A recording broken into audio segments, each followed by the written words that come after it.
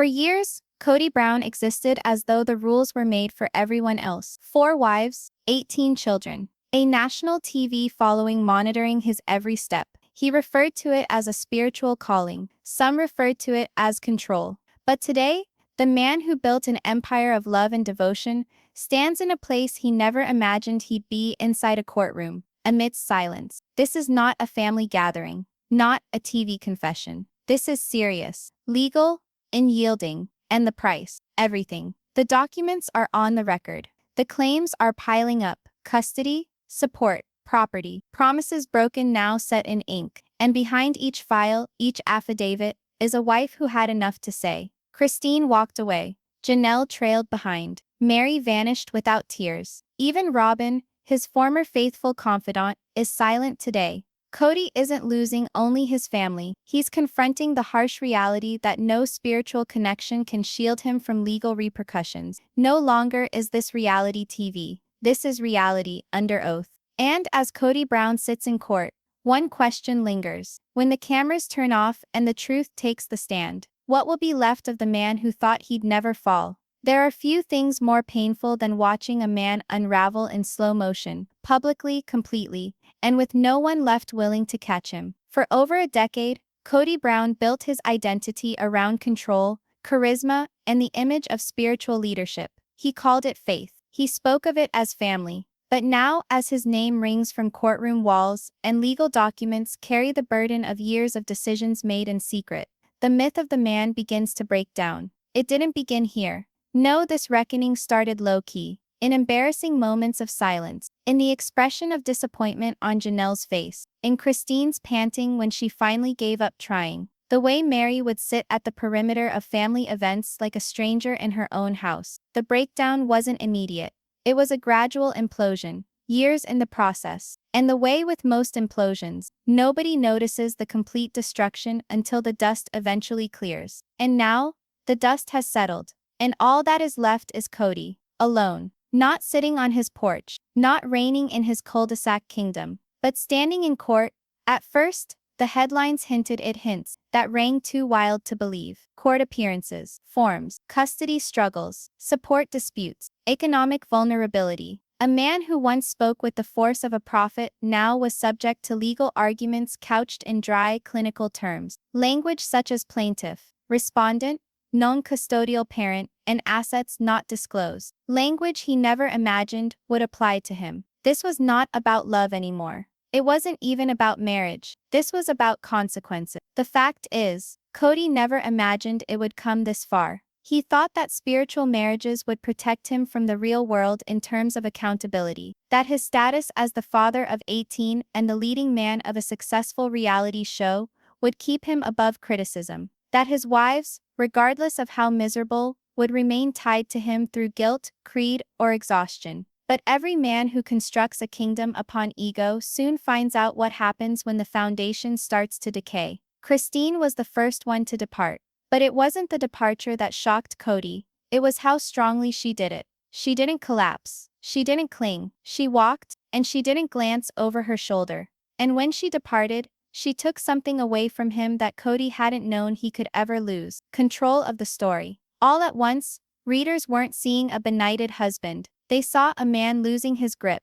A man who preferred one wife and sent the others into silence. A man who required allegiance but gave none back. Then came Janelle, quiet, steady, faithful. The one who had always held the pieces together, kept the finances from deteriorating, kept the peace when the others couldn't. But even Janelle had a breaking point. And when she finally did, it wasn't with anger, it was with determination. And in the end, that was even more tragic. Because a woman like Janelle doesn't walk out because of emotion. She walks out because she's done tallying the cost. Meri did not have to scream either. Her departure was not so dramatic, but it was final. After all those years living as a legal stranger, a spiritual footnote, and a public punching bag, she just shut the door. And by then, there was nobody left but Robyn, the one who was to be his soulmate, his safe haven. But even Robyn could no longer conceal the truth. Her tears were no longer accompanied by sympathy, but silence. The audience wasn't buying it,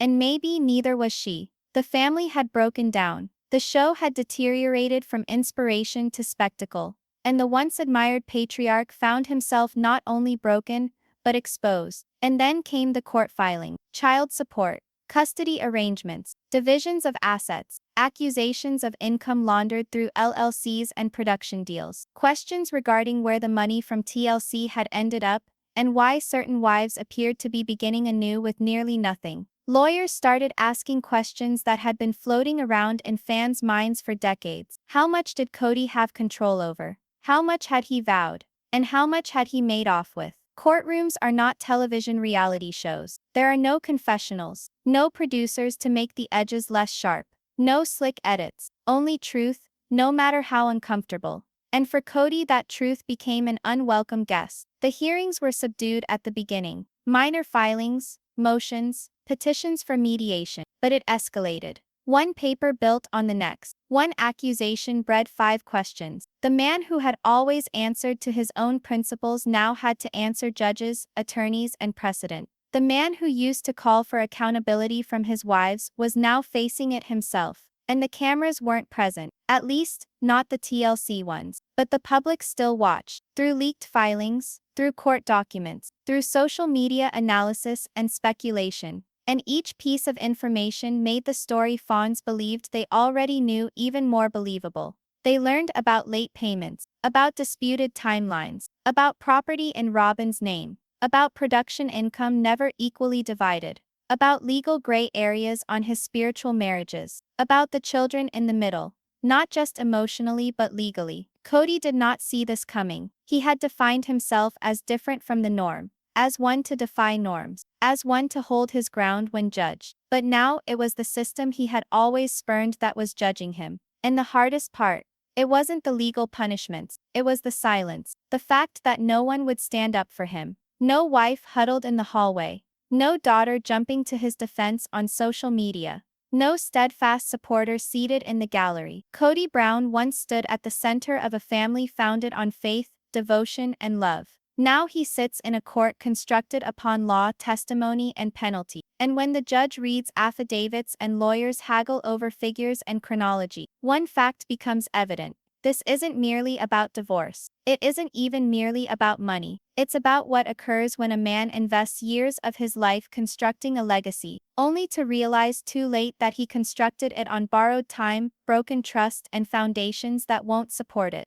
It did not arrive by phone call. There was no forewarning, no softening of the words, no attempt to ease into it.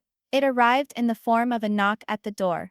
A knock that would alter the trajectory of Cody Brown's meticulously built world. A crumpled manila envelope, a signature, and with that, a spiritual kingdom founded on doctrine and charisma had entered the realm of legality. He had seen it coming, somewhere deep in his stomach. He knew it.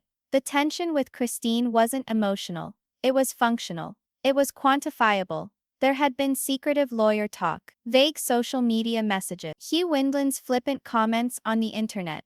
But he convinced himself it was nothing, that she wouldn't do it that far. That no one ever did. But she had. And now the papers were real. Within that envelope wasn't only boilerplate legalese. It was a catalog of all the failures Cody had attempted to ignore. A summary of fiscal obligations, appeals for child support, demands for custody calendars, and behind the clinical words of process, something even more clinical: finality. Christine was not returning. This wasn't religious separation or personal closure. This was legal separation. Official, signed, enforceable. For a man who had once boasted of governing his household with spiritual leadership, being listed as a respondent in a state custody proceeding was an embarrassment he hadn't bargained for. The paper had no regard for his principles. Paper had no regard for his decades of exhorting family cohesion. The court only cared about facts: who lived where, who paid whom, and what would be best for the child. Truly's name was stated outright. Hugh whereabouts, present caregiver, custodial arrangements. Christine's lawyers had done their job. Filing was exact, minute, watertight. It made Cody sound like a supporting character in the life of his own child. And in many respects, he was. He hadn't been staying in the same home for months. He hadn't been attending school events. The show had cut around it. But now the truth was written in plain sight. without producer buffer and camera cuts. As he flipped through the packet, the reality was closing in. His financial statements were being asked for. Tax returns, bank statements, a complete breakdown of any income generated by the TLC contracts, all the things he'd kept in compartments, production bonuses, title to property, money sent in other people's names, were open to question now.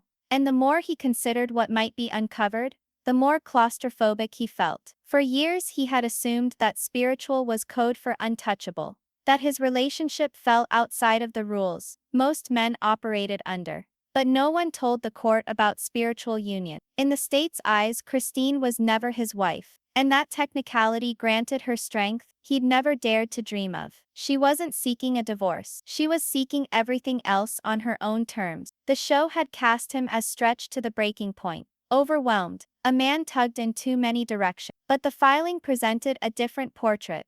One man who favored one household over the others. The math told a hard truth. Months of contributions missed. Differences between income and reported contribution. Spending extravagantly in one house while another was left with leftovers. And Christine wasn't alone in viewing them. Janelle had seen the documents as well. Word spread fast in a family that was once one household but was now a set of broken down families. The minute Christine filed, it created a precedent. Janelle started thinking about herself now, not because she was retaliatory, but because she needed to survive. Financial survival, legal protection. After decades of mutual sacrifice, she had very little to prove on paper. No legal marriage, no property in her name, just decades of child raising and household building that had always technically been owned by someone else. Meri also had been in the distance. She had already been emotionally absent for years, her bond to Cody a thread of faith and nostalgia. But when the papers came, even that thread unraveled. She did not call. She did not act. For the first time in their spiritual coming together, Meri was really gone. Not with flames, not with anger, just gone. And Robyn? She tried to hold the line. She tried to console Cody with phrases like, "We'll get through this and they're just trying to hurt you." But even she knew this was different. This wasn't a family fight that would simmer and then fade. This was the law, the state. And the legal system doesn't play favorites. The following morning, Cody sat at his kitchen table. The pages spread out before him like an indictment of his past. His name across the top. His failures written in black ink. There was no space for intention. No place to say that he had loved these women once in his own way. No box to mark for misguided patriarch. He gripped his hair and stared at the income declaration form in front of him. If he told the truth, he had no notion where all the cash had vanished. TLC had paid him a good sum, but between the two houses, the requirements of the show and Robyn's spending, the accounts never seemed to have much in them. He had never intended to split up. He had never thought the necessity to separate anything. The funds were intended to sustain the family, not ready them for war. But now it was war. An insidious one. A war in forms, courtrooms, and festering resentment. And he was already losing. The door had only knocked a few seconds, but its reverberation was still ringing. The man who once thought he could take a family of 4 wives into eternity found himself now confronting a very different reality. Not one defined by prophecy or principle, but by court calendars and custody law. The papers were delivered. The proceedings had started. And Cody Brown wasn't in control for the first time. The courtroom was hushed, but tension screamed. Beyond the double doors, the air buzzed with whispers, hushed looks, and the murmur of waiting. Within it was all order, hard benches, cold walls, and a judge who had nothing to do with reality TV, spiritual unions, or polygamist philosophy. To the court, Cody Brown was not a father of 18 or a husband of 4. He was a respondent, a name on a case number, a man who was being asked to tell him where he had been,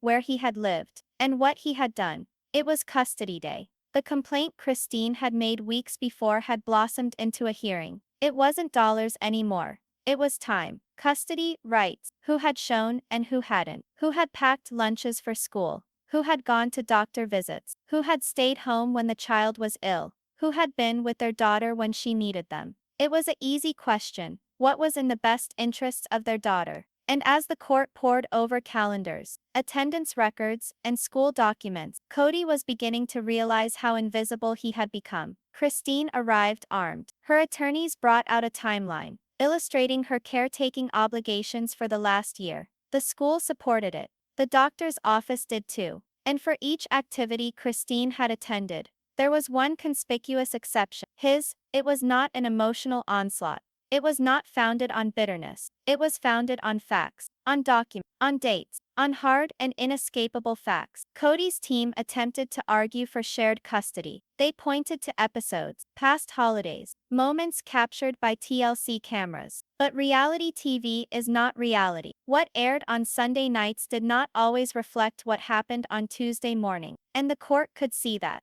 Emotional appeals carried less weight here. The burden was proof. It soon became evident that Cody's best argument, his affection for his daughter, was not sufficient. The court didn't argue that he cared. But caring and parenting are two different things. Being present matters, stability matters, and the records painted a picture that Cody wasn't ready to account for. The judge wasn't heartless, but the sentence was unyielding, and Christine would have primary physical custody. Cody would have supervised visitation, scheduled at the beginning. There would be no overnight visits until a subsequent evaluation established emotional preparedness. The court ordered Cody to take a parenting class and provide monthly compliance reports. It was a sentence, and technically it was. He exited the courtroom not in handcuffs but in something much heavier: shame. The man who thought he had control of his wives now found himself bowing to the whim of a printed schedule created by another. His time with his child dictated now by a third party. His control limited to approved weekends and supervised interaction. There were no backdoor deals, no emotional guilt trips, no hasty apologies to mend fences. The court was not interested in who had felt what,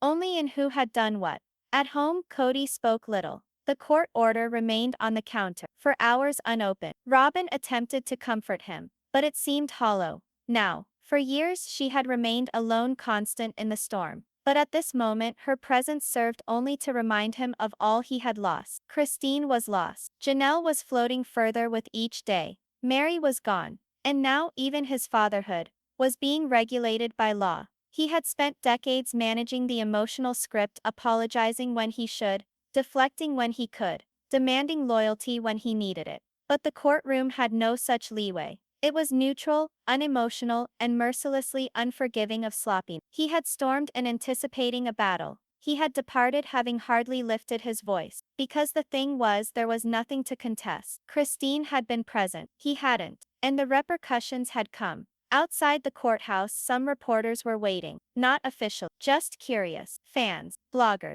individuals craving something beyond the scripted episodes and scripted couch interview. Cody kept his head down. He was not the self-assured patriarch today. He was merely a man walking out of a courtroom with a court order in hand and no one to await him. Later that night, he went over the paperwork a second time. Each line stung. The visitation schedule was comprehensive. Christine's attorneys had even set out recommended communication medium, conflict-reducing apps designed to save documentation. There would no longer be tearful voicemails or hastily made calls. Each interaction would be stamped with time, documented and legally discernible. For a man who used to think his word was law, loss of control was overwhelming. He gazed at the visitation schedule, a typed sheet of his new status as a father: restricted, monitored, conditional. It wasn't the time that stung him most. It was the implication, the suggestion that he needed to be supervised. That despite all his rhetoric on family and fatherhood,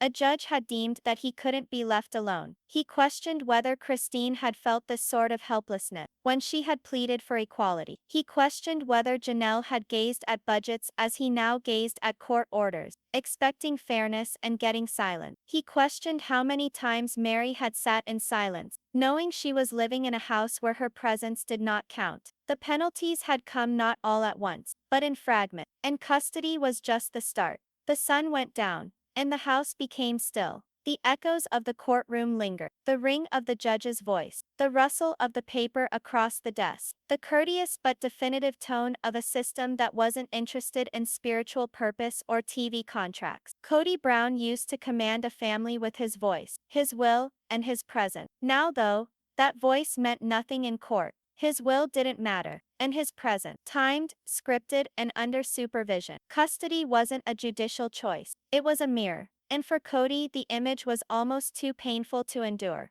The figures never lied. They never stuttered, winced, or changed under threat. Unlike emotions or memory, numbers retained their form. And now those numbers were neatly aligned in columns, copied and stamped within manila folders, each one stamped with Cody Brown's name. Following the custody hearing, Christine's lawyers changed tack. Child support was just part of the equation. The next skirmish was financial disclosure. The court wasn't interested in where Cody had been as a father, but where he had been as a provider. What he made, what he owned, and what he was hiding. That's where the questioning started. Slowly, quietly, but relentless. It began with bank statement, TLC deposit, production bonus payment, and then it translated to property deed, Arizona land, houses spread out over states, leases, LLC records. And with each paper that came up, a trend was revealed. A trend of unequal sharing. A trend of favoritism. Robyn's name was frequent. On deeds, on car registration, on joint accounts. The other wives' names were much less frequent, if at all.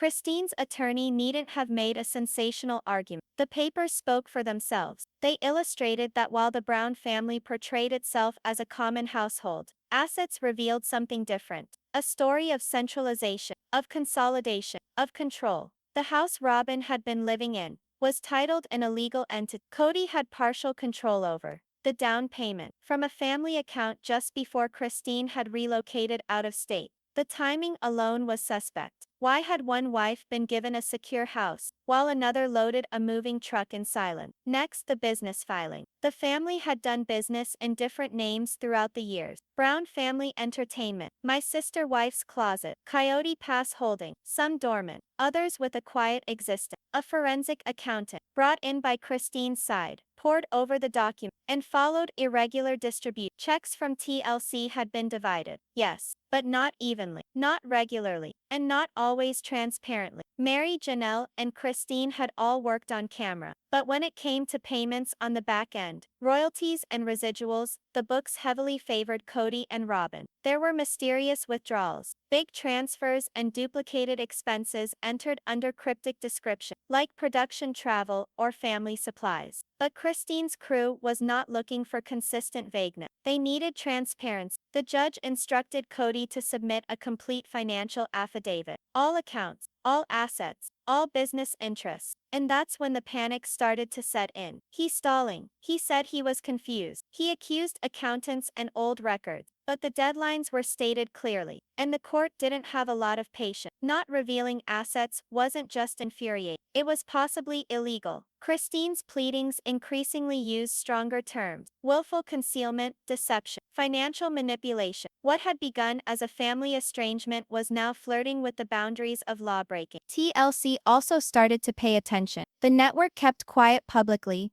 but informally, close sources to production spoke about reviews in-house. Contracts were being rescanned. Liability terms were being removed. The brand they had established based on love, harmony, and spiritual unity was now within inches of being a scandal regarding money, nepotism, and suspected fraud. The public did not require legal evidence. They needed a story, and the figures provided them with one. Viewers began analyzing past episodes, comparing what was depicted on screen to the documents that leaked online. Viewers recalled scenes where Janelle was living in an RV, while Robyn was decorating her mansion. They recalled the fact that Christine had to move to be able to tend to her daughter's medical needs, yet Cody remained behind to take care of the property. And now they knew. It wasn't distance emotionally. It was economic strategy. Strategic disconnection cloaked in God's calling. The charges were louder now. Internet bulletin boards speculated on tax fraud. Pundits wondered how the father of so many could claim so few deductions. Lawyers weighed in, suggesting potential civil sanctions if Cody had deliberately underreported assets in separation proceedings. Cody's reputation, already unraveling, started coming unraveled under the onslaught of legal scrutiny. No longer regarded as a patriarchal enigma, he was now regarded as a man who used his spiritual codes to disguise economic domination. Each line of his financial affidavit was picked apart, contrasted, analyzed. But damage wasn't limited to legal. It was personal. Janelle, the family's former business administrator, started to talk more candidly about her frustration. In private, she assured those around her that she had never had full access to some of the accounts, that land and property decisions had frequently been made without her, that shared, in her understanding, was actually owned. Meri distanced herself too, refusing all media interviews and quietly shutting down a joint account she had previously shared under the family umbrella.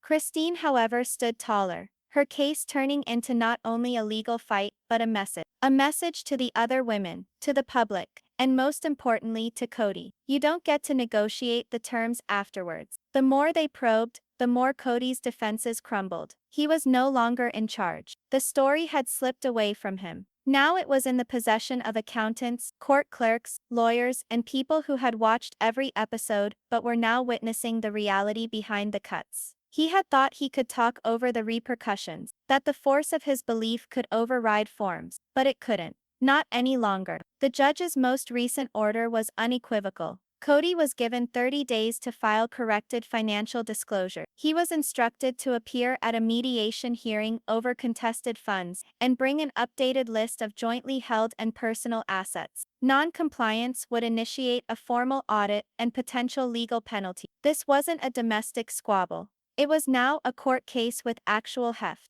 And Cody Brown, the formerly unassailable leader of a plural household, was now a man under financial and legal pressure, with much to lose. The charges were piling up, the truth was emerging, and the balance sheet for the first time was no longer skewed in his favor. Robyn Brown had always thought love would shield her from the tempest. She came into the family as the fourth wife, the outside one, the one who would finish the spiritual vision Cody had constructed. She stood by him for years, through every crack, every whispered grudge, every tear cried by the other wives. Robyn stayed, faithful, hidden, unscathed by the cycle of disintegration that had insidiously engulfed the Brown family. But now alone, not on paper, not in theory, not in ceremony, in reality, on paper. And most agonizingly, in court, when the legal cases started, Robyn maintained her distance. She wasn't included in the initial filing, and she wasn't mentioned on the custody document. That provided her with time to remain silent, time to keep expecting it to go away, time to convince herself that the tempest would not cross onto her porch. But storms are not concerned about loyalty, and the paperwork always catches up. As Christine's lawyers made further inroads into Cody's finances, Robyn's name came up in ways that brooked no silence. Property deeds, shared bank accounts, even the title to her home were now on the record. And with them came questions. What did she know? What had she signed? Was she an active enabler, or a willing keeper of Cody's financial secrets? Behind the scenes, her world was disintegrating. Her kids, who once grew up in a house that boasted unity and spiritual mission, now sat through headlines, scrolling across their phones, headlines with their father's name in caps. Her face, once lovingly protected by the soft cut of TLC's interviews and closed-door meetings, was now being dragged into court documents and public opinion. Every payment, every signature, every shared dime was being balanced, not only by attorneys, but by an observing public hungry to blame someone. Robyn had become an icon. To some, she was the favorite wife, the one who won Cody's affection. To others, she was the wedge that pushed the others out. But now, neither. She was the sole survivor, and the one who stood to lose the most. Christine had set her boundary in court. Janelle was making her own accusations of financial mismanagement. Meri had kept to herself and slipped away quietly. But Robyn, she was still bound to Cody, legally, emotionally, and financially. And that rope was wearing thin. The court's process of discovery found that Robyn had been named as a co-manager on multiple business entities, including those in charge of family income generated by TLC. She had access to the accounts. She had co-signed loans. She had benefited from distribution. And while she hadn't been the person to initiate most of it, her appearance in the paperwork made her guilty. The questions changed. Was Robyn merely trusted, or was she an accomplice? Robyn was summoned to make her own disclosure. A financial affidavit, bank records, joint venture. Her silence, now a cloak, seemed like hiding. And in courtrooms, hiding always becomes evident. Cody tried to shield her. He filed motions to postpone her testimony. He asserted she had nothing to do with it. But the court had already drawn the circle, and Robyn was within it.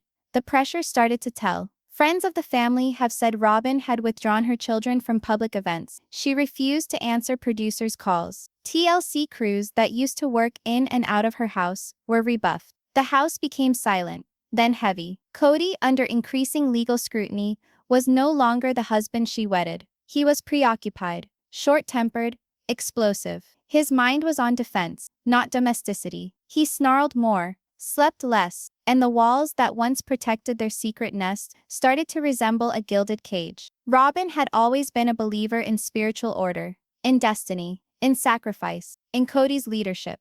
But belief doesn't survive cross-examination. And the court didn't care about covenant, it cared about compliance. The burden became too much. For the first time, Robyn started talking with her own lawyer, quietly, privately, not to betray Cody, but to keep her children safe, her assets, her future. And that's when the whispers started. Would Robyn walk away as well? It didn't seem possible. She was the constant, the last wife standing. But behind closed doors, she was questioning all, not just the money, but the foundation. What had she actually been a part of? A family? A spiritual endeavor?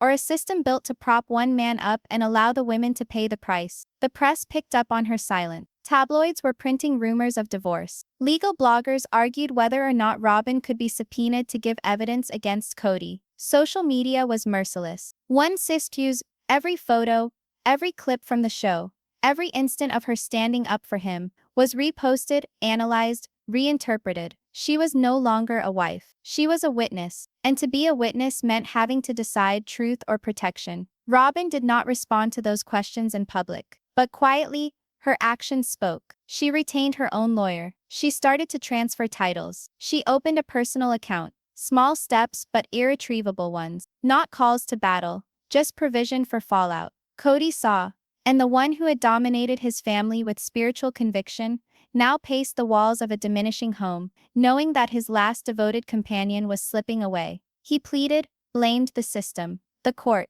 the other wives, the media. Blame won't alter filings, and pleading won't halt a subpoena. For years Robyn had had faith in him, spoken up for him, shared his dream. But now, at the precipice of legal destruction, she had only one obligation left, to herself, and to the children who remained under her roof. And as she read over her affidavit for the last time, she understood the truth. She hadn't betrayed Cody. She had just grown up. The courtroom was silent, not the type of silence that ensues after uproar, but the heavy, claustrophobic quietness of conclusion. Cody Brown slumped at the defendant's table, hands clasped, eyes on someplace nobody else could perceive. His attorneys fiddled through papers next to him, but he didn't look at them. Not anymore. He had desisted from seeking assistance days before. Whatever was to come, it was already determined. Months of filings, hearings, disclosures and statements had reached this final day. The depositions were complete. The evidence was admitted. The transcripts of the court ran in thousands of pages. And now the judge held in her hands, not only a verdict, but the last chapter of a broken family. Outside the courthouse, camera shutters hummed. Media trucks parked along the street. Protesters and fans stood together, behind yellow rope, waving signs, taking photographs, hoping to catch a glimpse of a man who had once asserted to rule a family by divine dictate, and who now faced judgment by jurisdiction.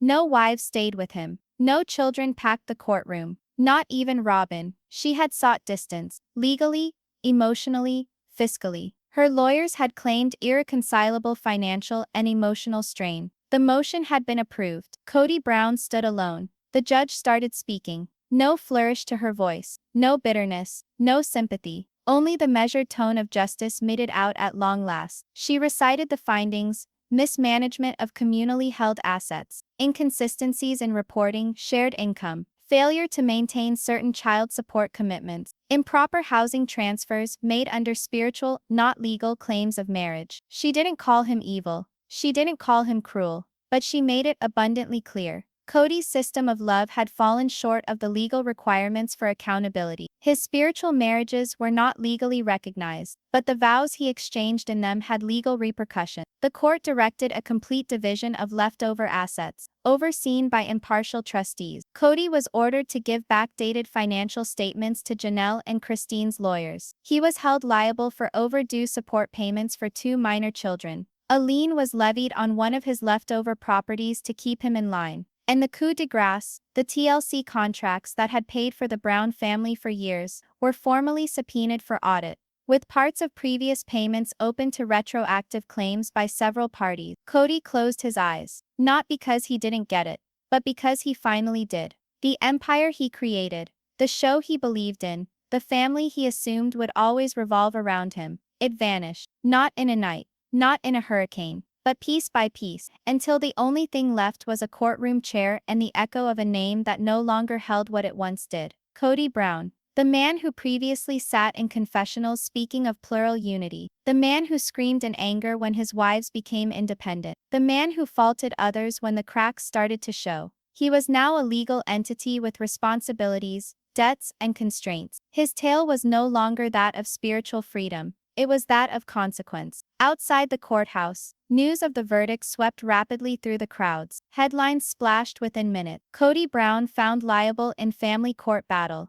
TLC star faces major financial judgments. Final wife distances herself legally. The myth finally ended. The fall of the story that had captivated millions, fueled arguments, and engaged passions throughout a nation. But within, amidst the silence, the true burden took hold. Because beyond the decision, beyond the judgments and liens and accounts, there had been something more weighty, something not included in the paperwork, something not in the records. It was the lack of connection, of family, of purpose. Cody had struggled for years to gain control. He'd fought for his framework, complained for devotion, and viciously attacked when challenged. But in the process, he'd driven everyone off, and no verdict could rectify that. Once the judge finished speaking, Cody slowly stood up. The bailiff pointed toward the door. No handcuffs, no showy arrest, just a guy leaving a room where his history had been exposed. Outside, the flashbulbs went off. Microphones were thrust in his face. Journalists yelled his name, but he didn't halt. He didn't say a word. He didn't even blink. He hopped into the waiting car. Not a limo, not a production van, just a dark sedan, by himself. And somewhere in a home that was once full of cameras, confessionals, and orchestrated family dinners, the silence became deafening. Robyn stayed in another room, her phone in her hand, scanning the same headlines. Christine shut off the news and went back to her garden. Janelle went over her new financial statements, calm and intent. Harry stayed quiet, far away, putting her life back together piece by piece. None of them cheered. None of them gloated. Because this wasn't a victory. It was a reckoning. Not only for Cody, but for a system that was never designed to endure the truth. The series might have crafted the tale. The network might have blunted the edges. But the law had no producer. The courtroom had no editors. And now the man who once believed he guided a family through faith and destiny had been brought to a single truth. He was responsible. No longer protected by faith. No longer sheltered by TV. Just one man, with no wives, no camera crew, and nowhere else to go. Cody Brown didn't merely lose in the courtroom. He lost the family that he believed he owned. And in losing them, he lost himself.